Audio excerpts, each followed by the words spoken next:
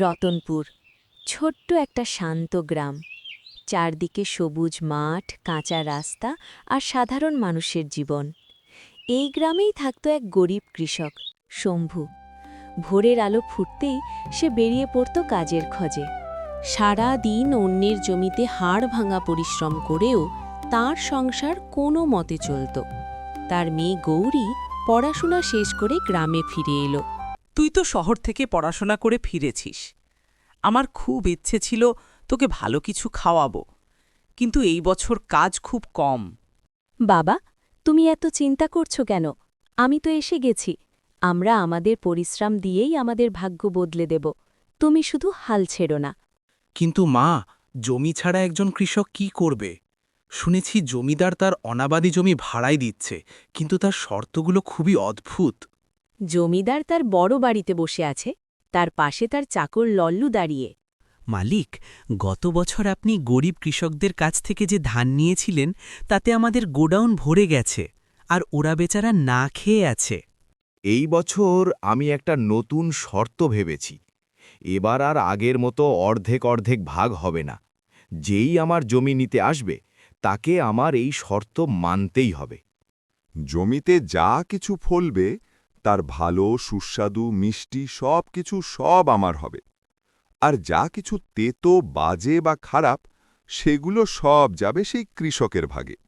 এবার দেখব কে কতটা বুদ্ধিমান, আর কে আমার এই খেলায় টিকে থাকতে পারে। রাম রাম জমিদার বসাই। আরে শম্ভু, এসো। কি ব্যাপার, জমি চাই? জি মালিক, শুনেছি আপনি জমি ভাড়ায় দিচ্ছেন। যদি একটু আমাকে দিতেন তাহলে আমার আর আমার মেয়ের সংসার চলত। জমি তো পাবেই, কিন্তু আমার শর্ত একদম পরিষ্কার। কি শর্ত মালিক? এইবার ফসল অর্ধেক অর্ধেক হবে না। যা ফলবে মিষ্টি অংশ আমার, আর তেতো অংশ তোমার। মিষ্টি আপনার, তেতো আমার। ঠিক আছে মালিক, আমি রাজি। এখন কি করব মা? আমি তো ভেবেছিলাম শেঠ একটু দয়া করে কিছু দেবে। কোনো চিন্তা নেই বাবা। যদি শেঠ চালাক হয় তাহলে আপনার মেয়ে শহর থেকে কিছু শিখে এসেছে। আমরা ওই জমিতে আখ বা ধান চাষ করব না। আমরা করলা চাষ করব, কারণ করলা পুরোপুরি তেতো। এরপর মাসের পর মাস শম্ভু আর গৌরী কড়া রোদে দিনরাত পরিশ্রম করতে লাগল। ঘাম ঝরিয়ে তারা পুরো জমিতে করলা ফলাল। শেঠ কারোরমল আর তার চাকর লল্লু মাঠে এলো। শেঠ খুব খুশি ছিল। সে ভাবছিল এবার অনেক মিষ্টি ফল পাবে, কিন্তু মাঠে ঢুকেই সে হতবাক। এ কি, পুরো মাঠে তো শুধু করলাই। জি মালিক, আর আপনি তো জানেন করলা খুবই তেতো।